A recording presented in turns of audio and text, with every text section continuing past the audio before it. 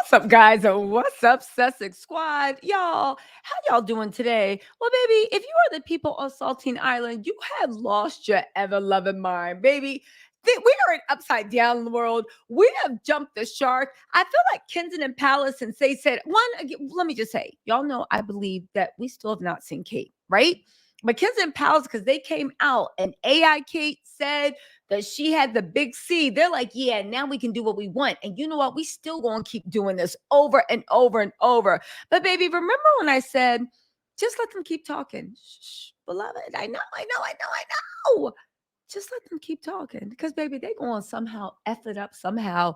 Do you know these molly whoppers? Do you know these fools via their flunky, the Liz Jones, in the front page of the Mail Online said, Kate is popular, not just because she always looks perfect. To which I said, I know we share an Anglo-Saxon language, but does perfect have a different meaning in the UK than it does here? But I said, you know what? She does a adequate job of cosplaying Megan, right? Always ill-fitting, always like the 68-year-old style version. Actually, let me take that back because I know a lot of 68-year-olds that can dress better than Kate. But get this. They said not just because she always looks perfect. Now, Kate's popular. Have you seen any visuals? Have you seen anybody wishing her well? They literally got two cards, and William was like, peasant, how dare you address me, right? They said it's not just because she looks perfect, but because she refuses to be a victim. Kate, who tried to mobilize a nation's hate against Meghan because Meghan falsely made her cry. Kate, who will throw on a victim cape like no other. Kate, who literally said, because I have cancer, how dare you ask me on why I gaslit you and used fake doubles and fake pictures to lead you to believe that I was healthy. Kate doesn't like to play victim. Oh, but it's not over. Let's rewind this because you got to hear the whole headline. Kate is popular not just because she always looks perfect, but because she refuses to be a victim. She's starting to eclipse the other Princess of Wales. Now, listen, they have lost their entire minds. First of all, when I first read this headline, I said, how much did they pay you, Liz Truss? But that's when I realized they just go out on Scooby stacks. Kate is starting to eclipse Diana. Now, interestingly enough, I find it odd that William was trying to ruin his mother's legacy, in my opinion, until it came out that there was all this Kate, the fake stuff. And that's when they started comparing Kate to Diana. And they were like, I fear what happens to my mother. What happened to Kate? Again, I'm telling you how I see it. Is my opinion. You don't have to believe me. But something's going on wrong with Kate. I don't care. It's not even a conspiracy. Anyone with a thinking mind that pays attention has to come to the same conclusion. Okay. What it is, I don't know. But there's something that they're hiding, right? And what they've admitted to just doesn't make sense. But they only, after that, use Diana's name in order to cover up for their F-ish that they were doing. I find it particularly disgusting that, as they call him on the Twitter, William Parker Bowles literally only started claiming his mother again to save himself. Even in death, they have gotten William to cling to power instead of the person that tried to protect him from all that. But that's another conversation. Listen to this unhinged article. They've lost the plot. They're insane. But at the end of the day, I'm like, who are they talking to? Because Diana was loved internationally. She was loved internationally.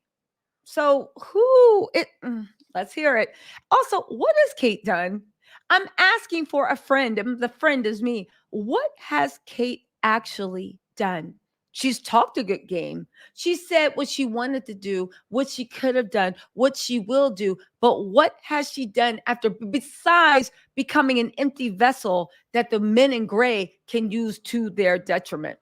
Anyway, they said, speaking on the reaction, the Mail's current affairs talk show presenter and columnist Sarah Vine dared to utter the sacrilegious unsayable. I think the Princess of Wales is fast becoming as popular, if not more popular, than that other Princess of Wales. The other Princess of Wales? You mean Diana? And William's co-signing all this. Yikes. As a longtime Diana devotee, I was instantly outraged. I'd always loved and admired Diana because she seemed, however perversely, to be humble, one of us despite the aristo birthright. The way she corpsed for the camera or nervously patted her hairdo with some big, boring, formal dinner. You're a fan of Diana because it sounds like you low key dragging her, a little light shade on a Saturday afternoon. Listen, but let's keep getting it. Diana made mistakes. We all do. And not just with her see through skirts, but wearing black when not to a funeral, not done for a royal. Are you talking about that revenge dress with Camilla? She was going to a funeral. It was to the funeral of of Camilla and Charles's reputation. She was going to a funeral. You just didn't pick it up. Or showing way too much decolletage in yet another voluminous Emmanuel dress. Tell me you a bad bee, and this girl is hating on her. You can't take all that beauty, can you?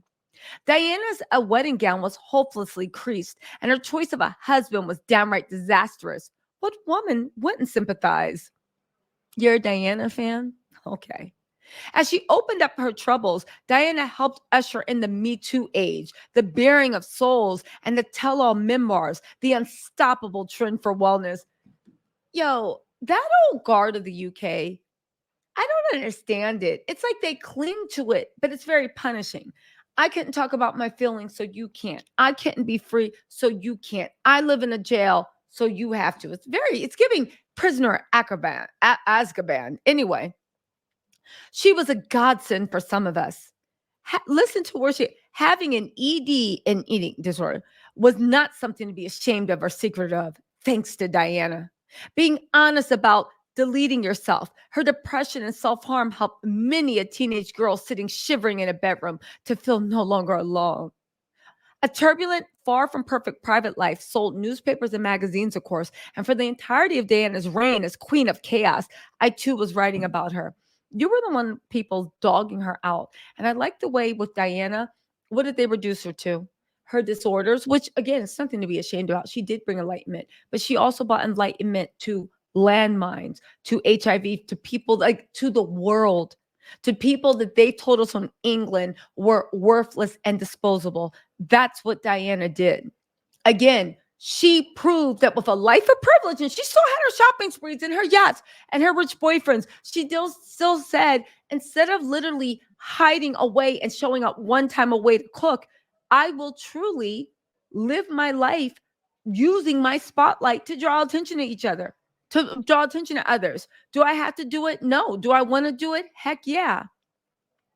She said, my very first shy die assignment for Company magazine was to track down other 19-year-old brides who were due to be married on the same day. The fact that Diana was 19, was so young, and still ran circles around them, yeah. This progressed to writing about my own depression, ED, and the collapse of my own marriage. Diana was a lucrative, if broken mirror to so many of our lives, meaning we clung to her and still do. If a beautiful princess can be desperately unhappy, then we all felt less alone, less to blame. Again, I do think this woman is talking about her experience, and I do think a lot of people that think they're Diana fans, they only think about it how it affected her. It's funny how people outside of the UK see her as a beacon for what philanthropy could and should be. But here's what she said, the Diana fan. But the world has moved on. And the reason I believe that Catherine has now topped the recent YouGov poll, these YouGov polls are bought and paid for by Jason Knopf, Simon, whatever, of most popular royals. Here's the funny thing. I don't think that it's wrong. I think that Kate is the most popular royal. However, have they ever done a poll to see if royals are even popular? That's like saying 5% of the people like you. And out of that 5%, you're number one, girl, I guess. Surpassing even William and Charles, Kate, is that she personifies a more modern, self-assured ideal of womanhood. Kate is a Stepford wife, and William lets her know. Catherine refuses to be a victim. She will not allow herself to be tossed on the choppy waters of whatever fate befalls her. It's notable that occupying third position in the YouGov rankings is Anne, the Princess Royale, another woman who refuses to whinge or whine or buckle under the weight of self pity. Catherine is popular not just because she's never creased or caught wearing the wrong thing, but because she is strong. They're calling Catherine the doormat strong. Even when telling the world of her cancer diagnosis, there was no hint of poor me, no hysteria, no man at her side to prop her up. There was also no hint of humanity because that was not the real Catherine. There was no hint of that it wasn't AI. There was no hint. What? Poor me. You have, I can't. She knew that had she broken down, we would have done the same.